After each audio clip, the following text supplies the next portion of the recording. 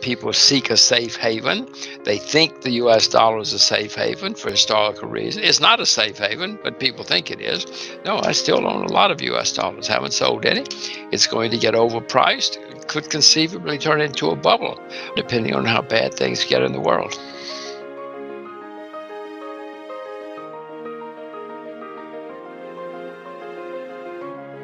I stopped buying gold and silver in 2010, except as gifts and things. I started buying again last summer. I have gold, I have silver. I bought more recently, and I will probably continue to buy both gold and silver. More silver than gold now, because silver is down much more. In 2007, a lot of smart people said, this is going to be bad, we better get into cash, and they bought Icelandic krona. So when you say cash, what leads to my next statement, which cash? You know, right now the euro, many people are skeptical of the euro. Pound sterling, oh please, come on. I love the UK, but that's not even a semi-sound currency anymore.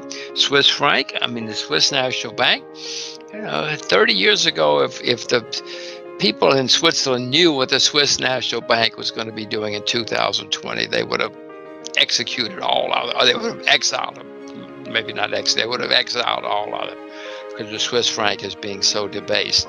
Japanese yen, I mean, Japan's got staggering debt going up every day, population declining for 10 years. Which currency? That's part of the problem. A part of the situation, I should say. But we will certainly lose more currencies. Will we lose some of the majors this time around? There are lots of politicians who are already trying to break up the EU, and Britain's success may encourage them to break up the EU, so the euro could split up. As you know, when the U.S. gets angry at somebody, they cut them off from using U.S. dollars. Well, there are some people in the world, and the U.S. has gotten very arrogant about it and overbearing in the last decade or so. So there's some people who are saying, wait a minute, this is not fair. This is not the way it should be. A reserve currency, a medium of exchange, is not supposed to be subject to political whims or bureaucrats or politicians. So the Chinese, the Russians, the Iranians, the Brazilians, there is a movement afoot already to come up with a competing currency. I mean, it hasn't, nobody's using it yet, but there is competition led by, the Chinese, I guess, probably, well, not just the Chinese, the Iranians, there are other people too, who are trying to figure out a way to have a competing currency and even a competing bank, someone to compete with the IMF and the World Bank, because they say those institutions are in the pocket of the U.S., and that's not fair. So it's happening. It's going to happen one way or the other. It depends on how fast the crisis happens. A crisis would accelerate it, or a crisis may make us all revert to, I don't know, computer money or gold, or who knows what we'll try. Blockchain is different from cryptocurrencies.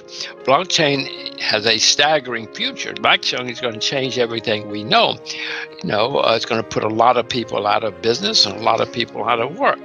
Blockchain is another miracle, technological miracle, and it's great. Cryptocurrencies are all going to disappear and go to zero. Many of them already have disappeared, as you know, and gone to zero. The rest of them will too. Now, let me add to that. Money is going to be on the computer. Money is going to be on the internet. It already is in China. You cannot take a taxi in China with money. You cannot buy an ice cream in China with money. They're far ahead of us. Everybody's money's on their phone, is on their computer now. And so it's happening. But it's their money. It's government money. It's not your money or my money. Now, governments love this. Money is expensive to print, to transport, to account for, to handle. So governments would love to get rid of money. More important, from the government's point of view, it gives them complete control. They will be able to call you up, Martin, and say, Martin, You've had too many beers this month. Drinking so much beer or coffee or whatever it is you're going to drink. Okay, yes. You say, you've been to the pub too much this month, Martin. Cut it out. So governments love it. Do I love it? No, of course not. For me, it's terrible. But the governments are going to do it their way. Now, the crypto guys say, wait a minute, Jim, we're smarter than the government. And Martin, they are. But the government has the guns.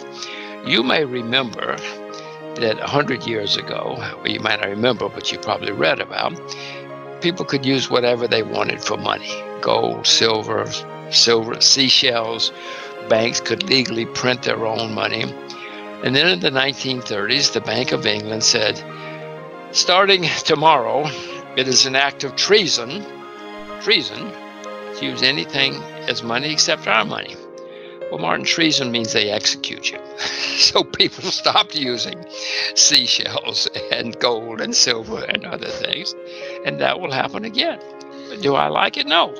But the governments have the guns. And if they say we're going to execute you if you use something else's money, you're going to use their money.